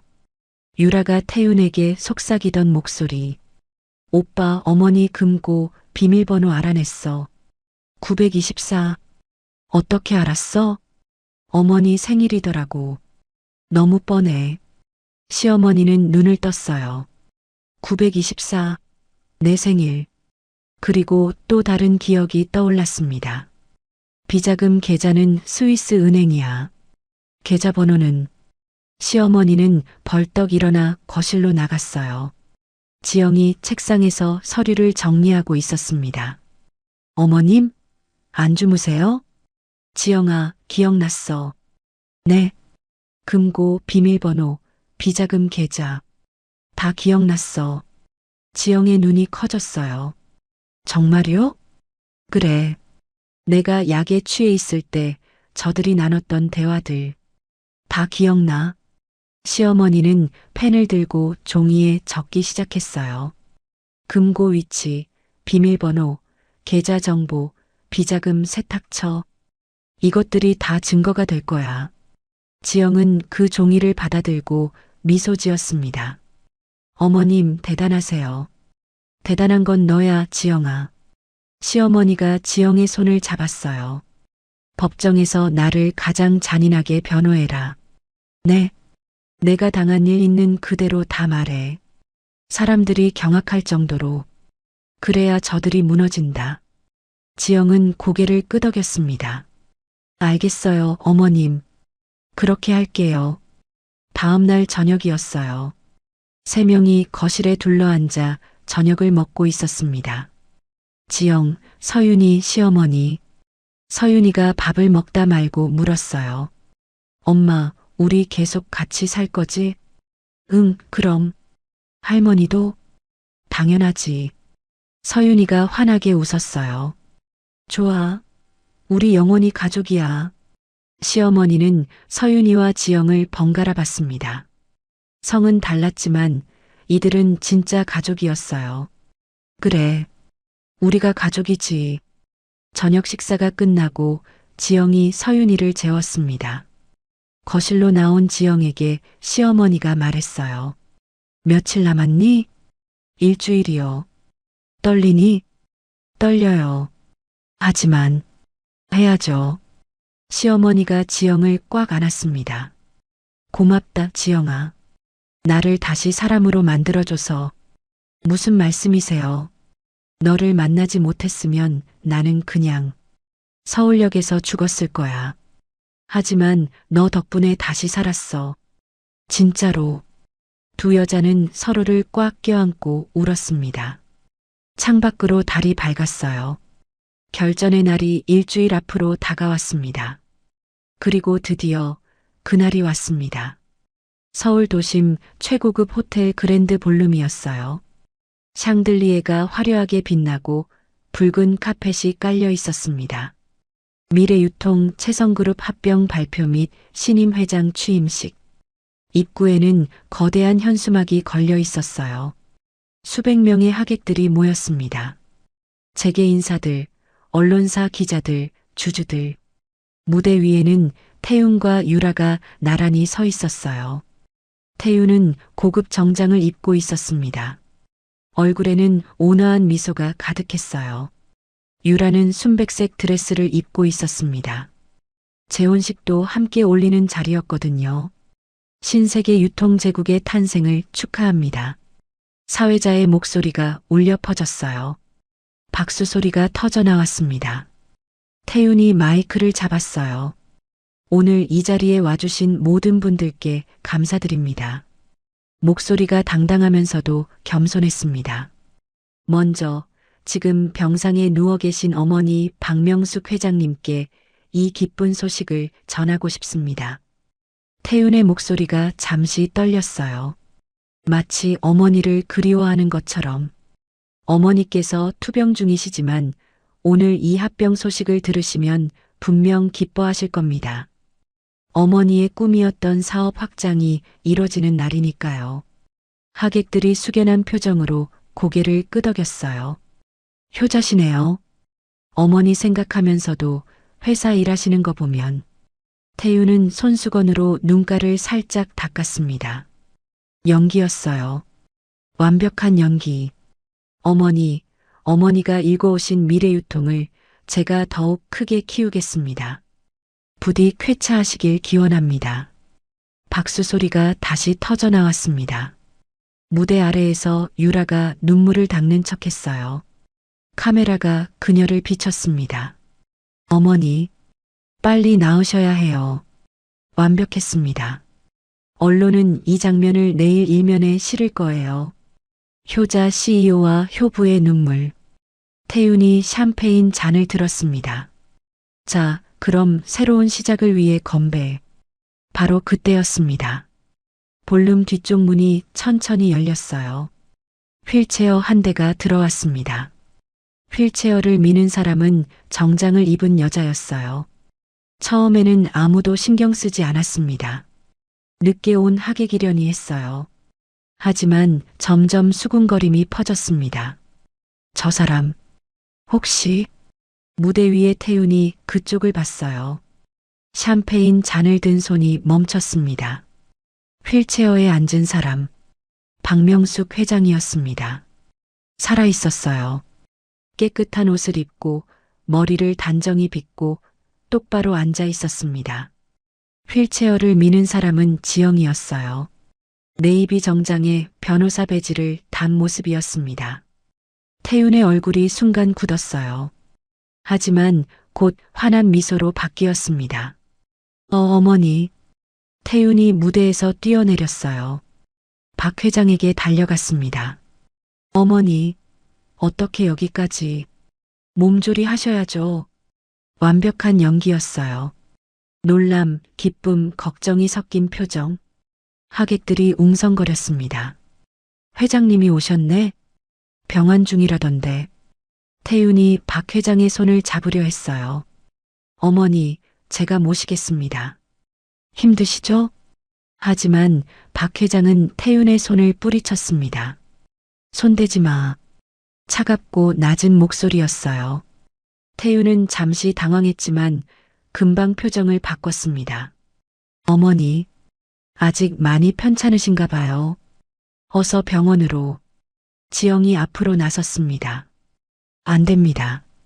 지영이 태윤을 밀어냈어요. 그리고 휠체어를 밀어 무대 앞까지 갔습니다. 태윤이 지영을 보고 얼굴을 찌푸렸어요. 당신, 한지영? 놀란 척하는 연기였습니다. 당신이 여기 왜 와? 5년 전 우리 회사 배신하고 쫓겨난 사람이. 지영이 무대 위로 올라갔어요. 그리고 마이크를 집어들었습니다. 태윤이 소리쳤어요. 거기서 뭐 하는 거야? 경비. 하지만 지영은 이미 마이크를 켰습니다. 안녕하십니까? 차분한 목소리가 볼룸 전체에 울려 퍼졌어요. 국선 변호사 한지영입니다. 태윤이 지영의 팔을 잡으려 했습니다. 당장 내려와. 여긴 사적인. 사적인 자리요? 지영이 태윤의 손을 뿌리쳤어요. 주주총회 겸 합병 발표회잖아요. 아주 공식적인 자리죠. 지영이 하객들을 향해 말했습니다. 오늘 이 자리는 합병 축하가 아닙니다. 범죄 폭로 현장입니다. 볼륨이 술렁였어요. 태윤이 크게 웃었습니다. 범죄 폭로? 여러분, 저 여자 정신이 이상한 것 같습니다. 5년 전에도 회사 기밀 빼돌렸던 조작이었어요. 지영이 차갑게 말했습니다. 5년 전 제 누명도 어머님의 치매도 모두 강태윤과 채유라가 꾸민 겁니다. 유라가 무대로 올라왔어요. 이게 무슨 헛소리예요? 유라가 눈물을 글썽이며 말했어요. 어머니 병환 때문에 저희가 얼마나 마음 아팠는데 어떻게 이런 거짓말을. 완벽한 연기였습니다. 억울한 며느리의 모습. 증거 있어요? 태윤이 비웃으며 말했어요. 증거 없이 명예훼손하면 당신 고소당해. 지영은 미소 지었습니다. 증거요? 당연히 있죠. 지영이 리모컨을 꺼냈어요. 무대 뒤 대형 스크린을 가리켰습니다. 스크린이 켜졌어요. 요양병원 복도 CCTV 영상이었습니다. 유라가 박 회장에게 약을 먹이는 장면이 선명하게 보였어요. 어머니, 약 드세요. 이게 무슨 약이니? 치매약이에요. 드세요. 유라가 소리쳤습니다. 이건 조작이야. CCTV를 합성한 거라고. 조작이요? 지영이 두 번째 자료를 띄웠어요. 약물 분석 보고서, 국립과학수사연구원 공식 문서, 이 약 분석했습니다. 환각제와 불법 수면제였어요. 치매약이 아니었죠. 태윤의 얼굴이 굳었어요. 하지만 여전히 웃고 있었습니다. 그건 병원에서 처방한 거야. 우리는 몰랐어. 몰랐다고요? 지영이 세 번째 영상을 틀었어요. 태윤과 유라가 요양병원 복도에서 나누는 대화였습니다. 어머니는 언제까지 여기 계실 거예요? 영원히요. 치매는 낫지 않으니까요. 그럼 회사는? 오빠가 이제 회장이에요. 볼륨이 조용해졌습니다. 태윤의 얼굴에서 피가 쏙 빠졌어요. 이건 지영이 무대 아래를 가리켰습니다. 증인분들 나와주세요. 볼륨 뒤쪽에서 사람들이 걸어 나왔어요. 첫 번째, 오 실장이었습니다. 저는 강태윤 전 상무의 비서실장 오성민입니다. 오 실장이 마이크를 잡았어요. 최유라 이사가 박 회장님을 치매로 몰아가는 걸 제 눈으로 봤습니다. 태윤이 소리쳤습니다. 오 실장, 당신 지금 뭐 하는 거야? 당신 해고야. 이미 해고됐습니다. 오 실장이 담담하게 말했어요. 그래서 이제 진실을 말할 수 있습니다. 두 번째 증인, 요양병원 간호사, 최유라 이사에게 5천만 원 받고 박 회장님을 감금했습니다. 세 번째 증인, 매수된 의사, 저도 돈 받고 거짓 진단서 썼습니다. 하객들이 웅성거렸어요. 진짜야? 저런 짓을. 태윤이 마지막으로 발악했습니다. 다 거짓말이야. 저 사람들 다 돈 받고 거짓 증언하는 거야. 박 회장이 휠체어에서 일어섰습니다. 천천히 떨리는 다리로. 그리고 무대 위로 걸어 올라왔어요. 태윤과 마주 섰습니다. 어머니. 태윤의 목소리가 떨렸어요. 어머니, 저는 정말. 탁! 박 회장의 손이 태윤의 뺨을 후려쳤습니다. 네 이놈. 박 회장의 목소리가 볼륨을 울렸어요. 네가 사람이냐? 내 어미를 약 먹이고 감금하고. 어머니. 아니에요. 저는. 입 닥쳐. 박 회장이 눈물을 흘리며 소리쳤습니다. 네가 내 아들인 게 부끄럽다. 바로 그때 볼륨 입구가 열렸어요. 경찰들이 들어왔습니다. 최유라 씨, 강태윤 씨, 업무상 배임, 불법 감금 상해, 문서 위조 혐의로 긴급 체포합니다. 유라가 소리쳤습니다. 이건 음모야. 저 여자가 꾸민 거라고. 하지만 경찰은 수갑을 꺼냈어요. 찰칵. 차가운 금속 소리. 태윤도 수갑을 찼습니다. 카메라 플래시가 미친 듯이 터졌어요. 태윤이 끌려가다 지영을 돌아봤습니다. 지영아, 제발. 지영은 차갑게 말했습니다. 변호사님이라고 부르세요. 두 사람은 비참하게 끌려나갔어요. 박 회장이 마이크를 잡았습니다. 주주 여러분, 죄송합니다. 깊게 고개를 숙였어요. 제가 아들을 잘못 키웠습니다. 박수 소리가 터져 나왔습니다. 지영이 박 회장을 부축했어요. 가시죠, 어머님. 밖으로 나왔습니다. 별이 빛나고 있었어요. 긴 전쟁이 끝났습니다. 그로부터 6개월이 지났습니다. 봄이 왔어요. 벚꽃이 피는 4월이었습니다. 법원 앞이었어요. 지영은 정장을 입고 계단을 내려오고 있었습니다. 손에는 판결문을 들고 있었어요. 한 변호사님, 기자들이 몰려들었습니다. 판결 결과가 어떻게 됐나요? 지영은 잠시 멈춰 섰어요. 그리고 판결문을 들어보였습니다. 강태윤, 징역 8년. 최유라, 징역 10년. 집행유예 없이 실형입니다. 기자들의 카메라 플래시가 터졌어요. 소감 한 말씀 해주세요. 지영은 깊게 숨을 들이마셨습니다. 진실은 반드시 밝혀집니다. 시간이 걸려도요. 그리고 조용히 미소 지었어요. 5년 전 저의 누명도 완전히 벗겨졌습니다. 법원이 공식적으로 인정했어요. 계단 아래에서 박 회장과 서윤이가 기다리고 있었습니다. 엄마, 서윤이가 달려와 지영을 안았어요. 지영은 딸을 꽉 껴안았습니다. 엄마 이겼어? 응, 이겼어. 박 회장이 다가왔어요. 지팡이를 짚고 천천히 걸어왔습니다. 고생했어, 지영아. 아니에요, 어머님. 어머님이 더 고생하셨죠. 세 사람은 차에 올라탔어요. 집으로 향했습니다.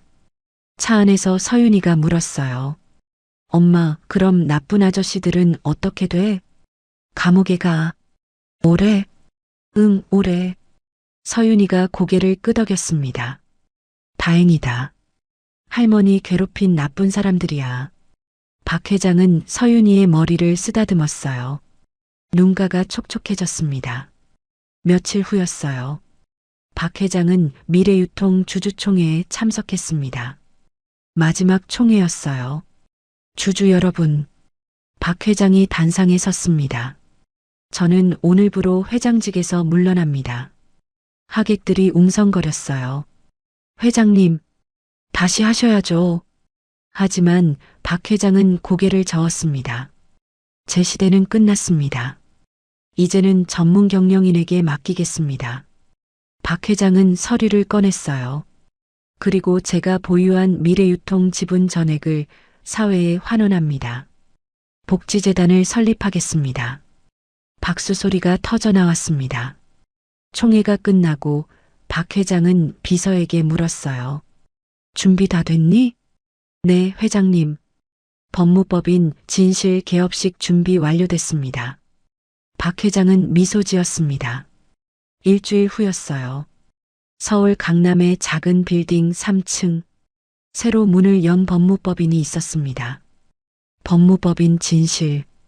유리문에 새겨진 이름이었어요. 개업식 날이었습니다. 화환들이 입구에 늘어서 있었어요. 지영은 네이비 정장을 입고 사무실 안에서 현판을 바라봤습니다. 드디어 여기까지 왔네. 문이 열리고 박 회장이 들어왔어요. 손에 꽃다발을 들고 있었습니다. 축하한다, 지영아. 어머님. 뒤에서 서윤이가 뛰어들어왔어요. 엄마, 축하해요. 서윤이도 작은 꽃다발을 들고 있었습니다. 직접 그린 카드도 붙어 있었어요. 엄마 최고. 지영은 눈물이 났어요. 두 사람을 꽉 안았습니다. 고마워요. 정말 고마워요. 박 회장이 사무실을 둘러봤어요. 이 사무실 임대료 내가 냈다. 어머님, 됐어. 네가 앞으로 여기서 할 일을 생각하면 이 정도는 당연하지. 지영은 고개를 숙였습니다. 잘 쓸게요. 정말 필요한 사람들 돕는 데 쓸게요. 그날 저녁 세 사람은 조용히 식사를 했어요. 식사 후 박 회장이 말했습니다. 지영아, 내일 나 좀 따라와 줄래? 어디요? 교도소. 지영은 박 회장을 봤어요. 태윤이를 만나시려고요? 그래. 마지막으로. 다음 날 오후였습니다. 여주교도소 면회실. 차가운 유리창 너머로 태윤이 앉아 있었어요. 6개월 만에 본 태윤은 많이 야위어 있었습니다. 죄수복을 입고 고개를 숙이고 있었어요. 박 회장이 유리창 앞에 앉았습니다. 지영은 뒤에 서 있었어요. 태윤이 고개를 들었어요. 어머니를 보자 눈물이 흘러내렸습니다. 어머니, 태윤아. 박 회장의 목소리가 차갑고 낮았어요. 잘 지내니? 어머니, 저 정말 죄송합니다. 제가 미쳤었어요. 제가, 태윤이 울먹이며 말했어요. 다시 한 번만 기회를. 나가면 정말 잘할게요. 박 회장은 태윤을 한참 바라봤습니다. 그리고 조용히 말했어요. 태윤아, 너는 내 아들이 아니다. 어머니, 내 아들은 사람을 사람으로 보는 법을 배웠을 거야. 하지만 너는 끝까지 사람을 도구로만 봤어. 박 회장이 일어섰습니다. 잘 있거라. 다시는 보지 말자. 어머니, 어머니. 태윤이 소리쳤지만 박 회장은 뒤도 돌아보지 않고 나왔어요. 복도에 나온 박 회장은 잠시 벽에 기댔습니다. 눈물이 흘러내렸어요. 지영이 박 회장을 부축했어요. 괜찮으세요, 어머님? 괜찮아. 이제 정말 끝이구나. 두 사람은 천천히 걸어 나왔습니다. 한 달 후였어요. 서울역 지하도 1년 전 박 회장이 노숙자로 지냈던 그곳이었습니다. 하지만 이제는 달라져 있었어요. 한쪽 구석에 깨끗한 건물이 하나 지어졌습니다. 서울역 희망 법률 상담소 겸 쉼터라는 간판이 붙어 있었어요. 개소식 날이었습니다. 박 회장이 테이프를 끊었어요. 박수 소리가 터져 나왔습니다. 이곳에서 어려운 분들께 무료 법률 상담과 따뜻한 식사를 제공하겠습니다. 박 회장의 목소리가 떨렸어요. 제가 여기서 5개월을 지냈습니다. 그때 느낀 것들을 잊지 않겠습니다. 노숙자들이 박수를 쳤어요. 그 중에는 박 회장이 함께 지냈던 사람들도 있었습니다. 개소식이 끝나고 박 회장은 직접 앞치마를 두르고 국밥을 나눠줬어요. 드세요. 따뜻할 때 드세요. 한 노숙자가 눈물을 흘리며 말했습니다. 회장님, 감사합니다. 괜찮아요. 우리 모두 같은 사람이에요. 저녁이었어요. 지영과 박 회장, 서윤이는 한강공원 벤치에 앉아 있었습니다. 석양이 지고 있었어요. 서윤이가 두 사람 사이에 앉아 아이스크림을 먹고 있었어요. 할머니, 엄마, 우리 영원히 같이 살 거지? 그럼. 박 회장이 서윤이 머리를 쓰다듬었습니다. 우리 서윤이 이름 바꿀 생각 없니? 아빠 성으로. 서윤이가 고개를 저었어요. 싫어. 나는 한서윤이 좋아. 엄마 성이 좋아. 지영이 딸을 안았습니다. 우리 서윤이 엄마의 자부심이야. 박 회장이 지영의 손을 잡았어요. 지영아, 네 어머님. 고맙다. 나를 사람으로 만들어줘서. 지영도 박 회장의 손을 꽉 잡았습니다. 아니에요. 어머님이 저를 다시 일으켜 세워주셨어요. 서윤이가 두 사람 손 위에 자기 손을 올렸어요. 우리 모두 가족이에요. 세 사람은 서로를 보며 웃었습니다. 석양이 한강을 붉게 물들이고 있었어요. 따뜻한 봄바람이 불었습니다. 한때는 시어머니와 며느리로 원수처럼 갈라섰던 두 여자. 하지만 이제는 진짜 가족이 되었어요. 용서는 있는 것이 아니었습니다. 기억하되 함께 다시 시작하는 것이었어요. 세 여자의 뒷모습이 석양 속에 물들어갔습니다. 새로운 시작이었어요. 진실과 함께, 사랑과 함께,